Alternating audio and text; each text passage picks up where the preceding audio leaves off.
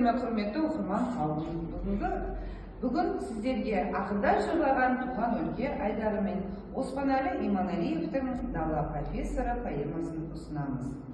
Қазақ СССР ауыл шаруашылығының еңбегі сіңірген қызметкер, Ұлы Отан соғысының алтын орденді ардагері Оспан Үмбетовке арналады.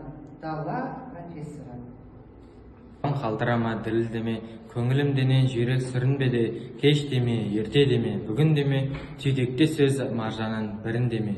Өтейін жаңбыр болып нәсерлеткен, бұл күнде жан емеспін, есем кеткен, бір өзен заман деген. Айдым кең, ақын да, ақыл да егер де өткен. Ол күндер кетті бізден қашықтады, қиындық қажытпады, жасытпады. Клуб па, Тұрғай әне, Зәулім сарай, салынды екі жерден қосыптағы. Көрмейсің мына бақтан бұл анық, жемесі маужырайды тұнып қалып. Үйге келіп жатыр тау бұлағы, барады иіні бағыш ұмыт бұлағы. Бат жоқ көңім деп қала жатыр, тау жатыр, баққа арнап қала жатыр.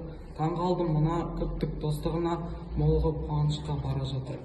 Тұр міне айналасы досқа толып, қарытпайтын шығар үміт басқа толып, жырда ортайған махаббаттың көзіне шарсы анау жасқа толып. Бүгін от ағасын кім ұмытай, жан жоға бізде қазір ұмытай. Бойында чешек бар, ұмға тән өтпіші біз қадың ұмытынбай. Құдайым оны бірі жасаған, күле қарта соны төрі жасаған.